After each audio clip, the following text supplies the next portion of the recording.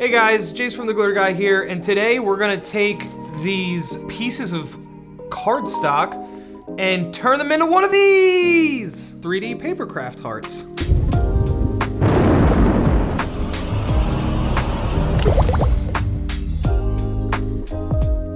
All right guys, so this is one of the more simple crafts that I've done for the Wednesday craft. I have purchased multiple 3D paper cardstock, whatever, papercraft sculptures? Is that what you call them? That's what we'll call them today. I bought these files multiple times over the past year. Then I just get like overwhelmed like anything else when I download the files and look at it. And I'm like, maybe tomorrow. Let's do none of the ones that I bought and then buy another one and then do that one today. I went and got myself this heart file off Etsy. I'll put the link below to the store that I got it from, can't remember. It says the level difficulty is medium, so we should be really on track for getting this one done, because we are at the pro level, I'm feeling. There's a couple different ways, apparently, that these will come, these files, because I have ones that are all Cricut or Silhouette ready. They're like, hey, load your cardstock on the thing, the job comes up, it'll score it for you, we got it all set up. And I'm like, that's cool. And then I decided to download this one, and they were like, this one you print out and do it by hand. And I was like, okay. I pre-printed it already on my A4 sized red cardstock. If you can see, it's got already numbers and instructions. I printed out the assembly instructions, and I even went and bought my Cricut scoring tool that I think is meant for use in the machine, but we're gonna do it by hand. Let's get these cut out, and I'll meet you back after Chris stops time-lapsing me.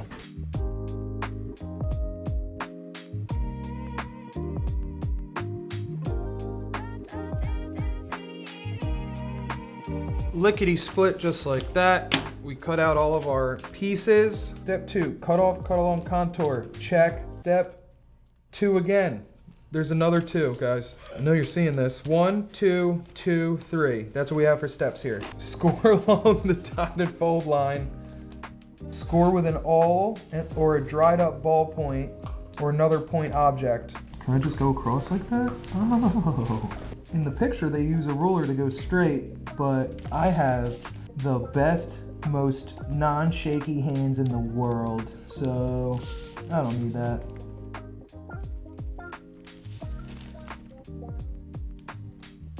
Oh, that one went off the rails.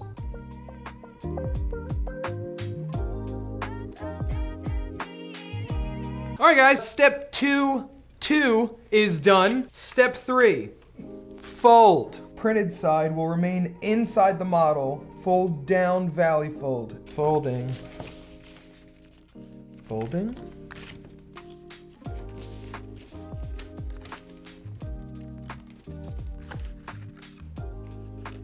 Oh, I see what you're supposed to be. Like that, right? Let's like just kind of fold these and then we'll go back. Commence time lapse number 352. All right, so we folded, find matching numbers and glue them. So I just find them?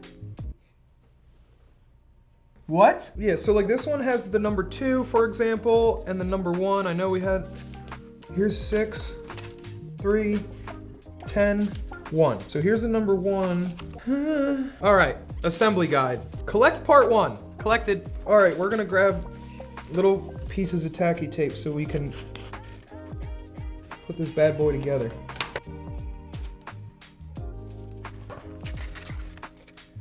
Nailed it. Oh yeah, the old tug test. She works. That one done. I don't know why they said this is hard. Glue part 2 and 3 to part 1. Yeah, guys, what are you talking about? I knew what I was doing the whole time. Just like that. Number 3. 33 and 36. I understand. This goes here, guys. What? What?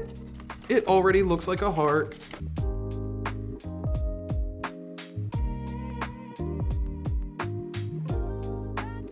Mm-hmm.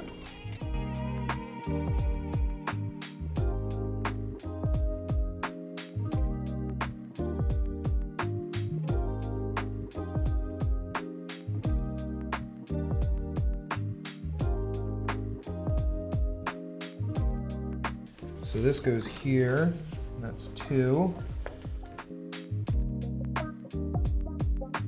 It is way smaller than I anticipated though, but it's cool. I feel like the bigger ones have to be easier. The most tedious part was me scoring that by hand. This clicks right into the Cricut, and if it's in the file, it will do that part for me. The larger scale ones are set up more like that. There's pens that come with it. Same thing, it says put the pen in and it'll write the instructions on the paper for you so that you know where the fold lines are as well.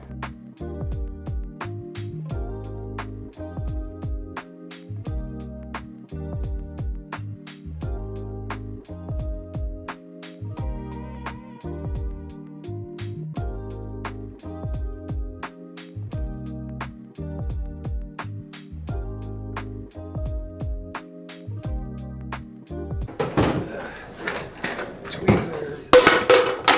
Oh, that's why we can't have nice things.